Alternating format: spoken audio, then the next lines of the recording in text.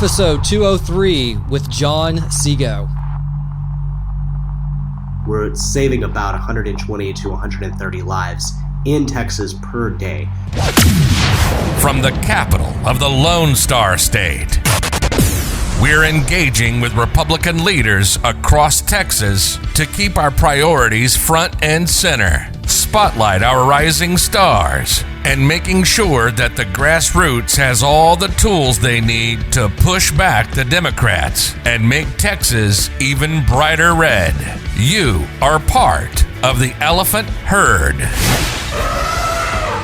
The heartbeat bill has passed. It is now the law of Texas that medical professionals must test for a heartbeat, and if one is found, they cannot perform an abortion. Well, you know what they say? They say if you're taking on the flak, you must be flying over the enemy. And as I speak, as I'm recording this episode, even now, the Republican Party of Texas website was hacked, and we're in the process of rebuilding that. Lot of opposition. Well, today I'm pleased to have with me the Legislative Director for the Texas Right to Life, John Siego. John, welcome to the show. Yeah, thanks for having me. So give us a little bit of background. What is the heartbeat bill? Bring us up to speed on what it is, what it means, and then we'll kind of go through, I think, some of the questions that people may have, as we're sort of living in this new era with, just a few days under the law.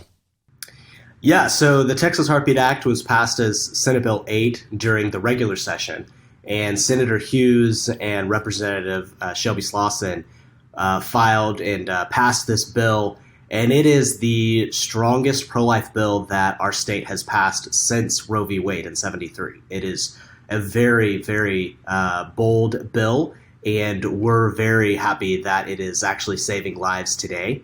And we'll see that it's going to have some legal challenges in the future, but it's effectively prohibits abortion after 6 weeks.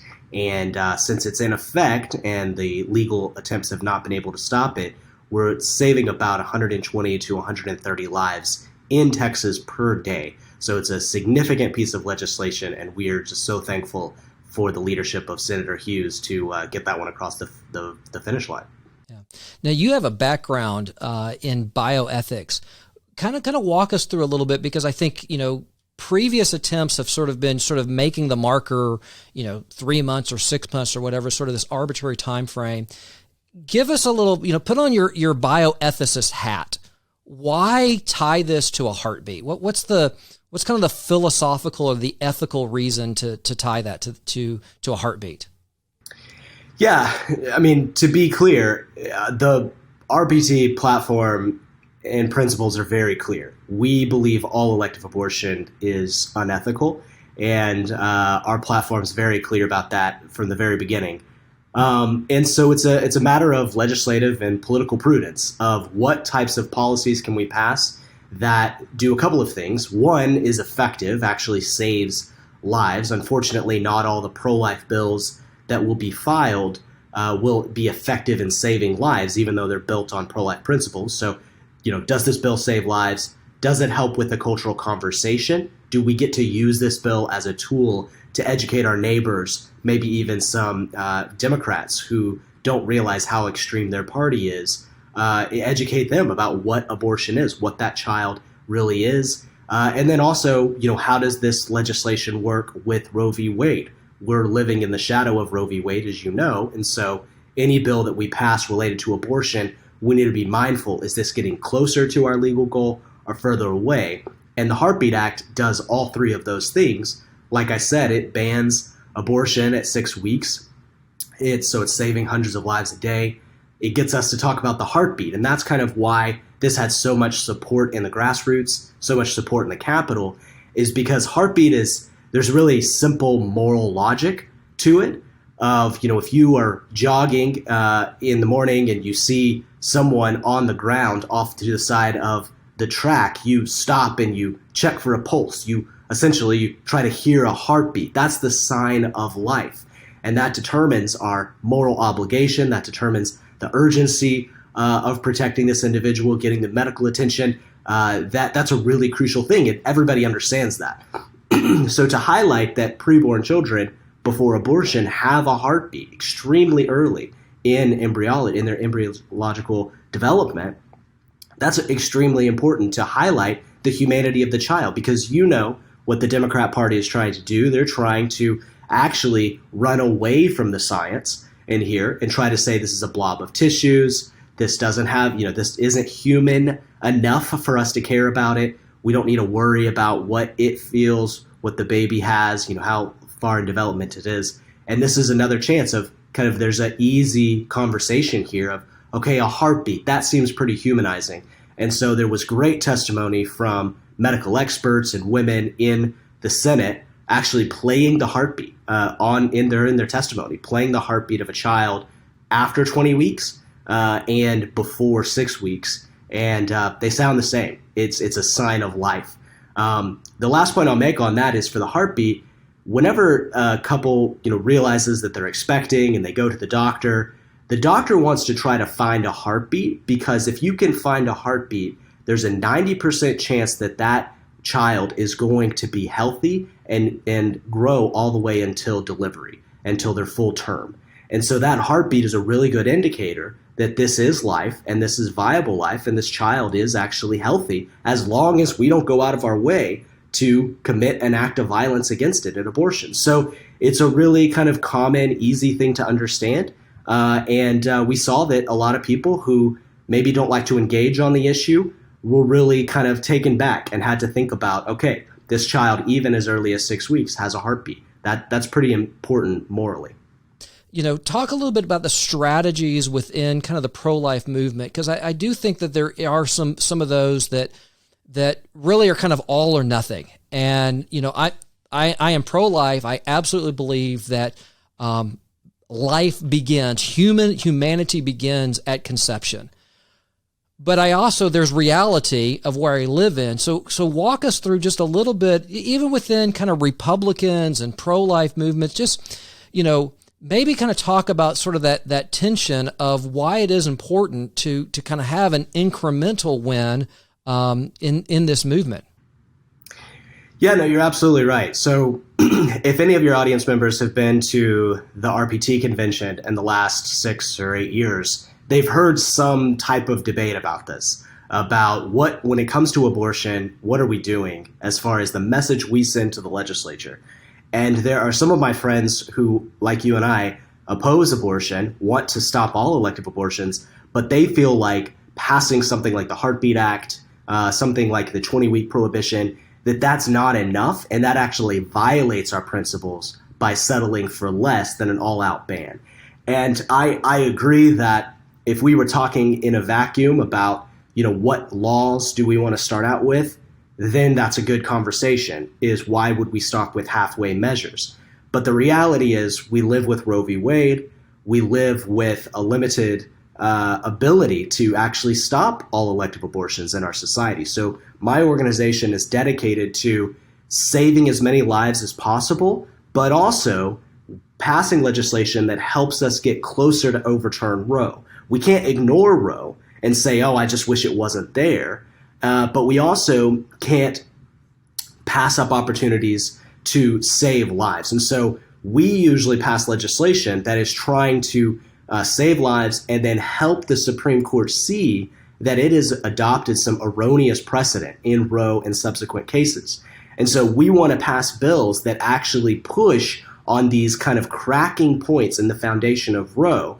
And the idea of viability is one of them. And thankfully, there's a case in front of the Supreme Court that they'll be hearing this fall, the Dobbs case out of Mississippi, where they're actually looking at that exact question. And that is the result of, that's the result of strategic legislation that is trying to give examples to the Supreme Court. Hey, you have made a mistake. This is bad legal logic. This is bad ethical reasoning. This is definitely, or kind of not complying with the Constitution as it should be interpreted. But we have to give the court opportunities. And so I think the Texas legislature has done a great job of that, of passing legislation that really pushes that line, saves lives, but puts the right cases in the hopper to give to force the Supreme Court to deal with their mistake in Roe. But some of our friends don't like that. They want to say, no, you stand your ground and you say the legislature should only pass a bill that bans all elective abortions. I don't think that's legally prudent with the Supreme Court we have. I also don't think that we can afford that, politically, because we need to remind Republicans one of the reasons they vote Republican is to save lives. And we've got to do that every session. Sometimes I hear from elected officials that are saying, haven't we, done enough? Haven't, we passed these kind of bills every other session? And my response is no, we haven't done enough. Abortion is still legal and we still have more on the table, more we can do to save lives and get us closer to a post-Roe world. So I think, this is evidence that that incremental approach is actually saving lives. And we heard from Planned Parenthood earlier this week that they had to stop 85 to 90% of their abortions. That is a phenomenal but abortion is just a small part of what they do. So that really should be, insignificant to them because they only do like 20% of their business is abortion. So, no problem. Like 80% of their business is just fine, right? I also had a reporter ask me if I thought Planned Parenthood was going to go bankrupt. And I pointed that out, like you just said. They say it's only 3%. How could they stop 3% of what they do and go bankrupt? And you're right. It doesn't quite line up with the rhetoric. Doesn't quite line up. Well, there are some, I think, I won't say unique. They're unique, but certainly not unprecedented ways that we've kind of crafted this legislation in terms of how we are, sort of taking action. And I think there's a lot of misconception, people saying that you can sue the moms and bounty hunters and this kind of stuff. Walk us through, again, the unique aspects, but not unprecedented of how this is being enforced or who is given standing in the courts. Right. Yeah. And so that is one way that we've been able to be successful where other states have not, is that we actually prohibited state officials from enforcing this law. And so we've actually said, Attorney General, this is not your job, medical board, Health and Human Services Commissioner, you're not supposed to go to Planned Parenthood and knock on their door and tell them to comply with this law. In fact, what we're going to do is prohibit you from doing that and instead tell private citizens that they have standing to bring lawsuits against individuals they believe are violating the law. And like you said, it's not unprecedented. We do this in several public policy areas. Medicaid fraud is a really great example. We said that individuals are going to have better sight into Medicaid fraud than the government. Okay, so Medicaid fraud, you can hide it from the government, but it's going to be hard to hide it from your patients, or from individuals that work for you. And so we actually say if you think someone is committing Medicaid fraud, you can bring a lawsuit in court, and if you prove that they did break the law, as much money as the government gets back, you get a percentage of that. Now, whenever we did this, it was protecting a public good. Nobody said this was bounty hunting. Nobody said this was vigilante justice, right? Nobody was worried that if I'm mad at my doctor because he didn't do something I want, I'm going to go sue him frivolously for Medicaid fraud. No, that doesn't happen, and people weren't worried about that. It's a legitimate public policy tool to create private causes of action, and so that's what we did in Senate Bill 8. And every individual has standing. If you have reason to believe, you can't just make wild accusations, but if you have reason to believe someone's violating the law, you have standing to bring that suit. Now, you're still going to have to prove it to a judge. It's not going to be easy, right? You still have to present evidence. He's still going to have standards of evidence. You're still going to, have to do witnesses and testimony and stuff. But at the end of the day, if you prove it, that they violated the law, there's at least a $10,000 penalty. And that there's some other options, injunctive relief to stop him from continuing to violate the law. But that can only be brought against someone who is committing abortion against the law or someone who is aiding and abetting in a prohibited abortion. You can't go after the mother. You can't go after the Uber driver. We've heard that one, is that some Uber driver is just going to be trying to make a buck on his side hustle and end up being in court. Well, you have to prove that he knowingly, materially assisted in the illegal activity. So he's got to know why this woman is going to that building. He's got to know how far in pregnancy she is. and that the individual in that building is, planning to commit a prohibited abortion. That's a pretty high bar to prove in court. So some of this rhetoric is as crazy. someone that's been an Uber driver, I certainly don't know that much information about my riders. And you don't want to. We have bigger problems if they know that much information about their rider. Maybe Uber should be, protecting the privacy of their riders or something like that. So it's private cause of action, and really the goal is to comply. Is to get them to comply, which they're doing, is to make it so that they don't want to perform abortions after 6 weeks. We don't need to bring lawsuits. Well, that's not really our intention. It's just to get all these lawsuits running. Our intention, like the Republican Party platform, is to protect innocent human life from the violence of abortion. And thankfully, for the last 2 weeks, that's been going on in Texas. Yeah. Now, the next thing is, hopefully there's going to be more lives that are going to be born. Now, that might mean that there may be some children. And again, I'll just share my story. I'm a product of an illegitimate pregnancy, right? So I was born out of wedlock. I was given up for adoption. So, this is very personal to me. It was 71. So it was I've just given my age now. It was pre-Roe. But I do think that there is kind of a question of, okay, with more children being born and potentially to mothers or parents that can't care for that, from a public policy perspective, what are some things that we can do to, help adoption or foster care or just pregnancy support? Because I think that there's that there is sort of a balancing act, and what's Texas Right to Life kind of doing and advocating really sort of on the back end of this, of supporting these children? Yeah, if your audience wants to see some of this, you just open up the platform and kind of read the health section, because it has not just, clear that we want to say no to abortion. It makes clear we want to say yes to that woman. We want to say yes to supporting her. And so one of the big items that's in the platform that we always add to our agenda every session is the Alternatives to Abortion funding.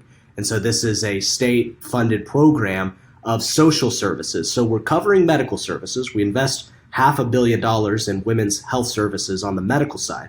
But we also need to fund the social service side so that women are getting the counseling, they're getting the training to be a parent, getting even like employee training. How do you fill out how do you create a resume? How do you fill out an application? Things that are helpful for the woman to be successful, and to this not to be a barrier to her. And so maternity homes, adoption agencies, those are all supported through that Alternatives to Abortion. And this last session, they actually allocated $100 million for the biennium into that program. And that's the highest amount that any state has ever put towards those social services for pregnant women. So that's the government side. There's things like that we can do, foster care reform, adoption reform. There's some great Republican leaders that are always working on this. Representative Frank, Representative Click are constantly bringing these issues to the front of our mind as a party. But also privately, we have these pregnancy centers. We have these pro-life ministries across the state that need help, that need support, need more volunteers. I got a call on the first day of the bill being in effect. I got a call from a friend of mine who works at a pregnancy center, and she was saying, we share a parking lot with Planned Parenthood. Well, actually, it wasn't Planned Parenthood. It was a different abortion provider. But we share a parking lot, and they are turning away women, about 50 a day, who would typically go get their abortion. And so this is in addition to their typical women walking into the pregnancy center doors. More women are walking towards that pregnancy center, and they needed help. And so we helped them recruit. But everywhere in the state, there are these pregnancy centers, these maternity homes that need volunteers, need private donations. The government is not, the only solution, obviously, to creating a pro-life society. But you're right. It's time for us pro-lifers. Government really, never creates solutions. So, I think there's another thing that we can agree on is we're not looking to the government to solve the problem, but I think. But we've got these great nonprofits that absolutely need more help. And this also goes to the compromise, right? I mean, I have no problem spending, first of all, I think it needs to note $100 million. I mean, that's not chump change. That is in this evil Republican state that did this horrible thing, $100 million. And again, I'm a fiscal conservative. There's a lot of things I think our government is wasting money on. But absolutely, will I spend $100 million to save 150, 200 children a day? Absolutely, no questions asked about it. And I think that kind of goes into, at the end of the day, you have to have these philosophical compromises, because it's one thing to kind of talk in academics and have these very theoretical conversations, but if you're not actually doing something about it, then babies are dying, and there's no other way to put it. So. Are there some resources, some places that you can go through to have a conversation, to find help, to find resources? Yeah, so the easy one is so Texas Right to Life. On our site, we have kind of a directory of pregnancy centers, texasrighttolife.com. But one of the great organizations we partner with is the Texas Pregnancy Care Network, and they run a network of social services across the state, and they are expanding. This organization has blown up in the last 5 years. They are reaching more and more, partnering with those local maternity homes, adoption agencies, pregnancy centers. So Texas Pregnancy Care Network is a great place to go to. But I mean, wherever your audience is, just Googling, your town and Pregnancy Resource Center, you will find what nonprofit, might be related to a church ministry. It might be independent. What nonprofit is trying to meet those women where they are every day in your society, in your community. And, that's definitely something that your audience should be aware of. And that's how we show we're pro-life, not just voting for Republicans, but actually getting out there and supporting these nonprofits that are really trying to live out our pro-life values. I think that's very important. Well, we're going to take a quick break, but when we come back, I do want to ask you one last question. And the question is going to be, what keeps you up at night? You're listening to The Elephant Herd. We'll be right back. Promises. God's promises. He makes them, and he keeps them. Acts chapter 20 and verse 32 says, "And now I commend you to God and to the word of his grace, which is able to build you up." Hi, I'm Vic Schober, and I want to share with you that you can be built up. You can be made strong. You can be made healthy. You can be made vibrant in your job and your project, your success, whatever. And I commend you to God so that can happen. And you can have a word of his grace make you to know grace and peace is yours today. I'm Vic Schober. Remember, God keeps his promises. From the capital of the Lone Star State, welcome back to the Elephant Herd. Well, welcome back. I have with me the Legislative Director for the Texas Right to Life, John Siego. And we've been talking about Senate Bill 8 and the Heartbeat Bill and the fact that we are literally saving hundreds of lives each and every day because of this. But what I'd like to do, and you can answer, you can broaden the scope in your answer. But as you kind of sit here and you're looking at the things that are going on in public policy in your life, what is it that keeps you up at night? I think the biggest thing that I personally am concerned about is, what do we do after the abortion law is passed? We passed a trigger ban this session saying if Roe v. Wade is overturned, all elective abortions will be illegal except for the physical health of the mother. And so kind of the big question on my mind is, will Republicans unite to create a pro-life society in addition to saying no to abortion? And there's a lot of ways we can do that. There's a lot of ways that we can use the government. There's a lot of ways we can get the government out of the way so nonprofits can serve our state and be more pro-life. But that's one thing that I think is really an unanswered question, is whether Republicans can actually live out our full pro-life vision for society and not just stopping abortions. Seeing some promising developments on that end of actually ending elective abortion, but there's a lot more work to do. Wonderful. Well, thank you so much for what you're doing, the work that that your team and really everyone in the pro-life community is doing. Once again, what's the website for the Texas Right to Life? Yeah, TexasRightToLife.com. You can also find us on all the social media platforms at this point. We have not been kicked off of those yet. We got kicked off of our internet server, but we're all back up and running. And, so at the moment, TexasRightToLife.com is the best place to go.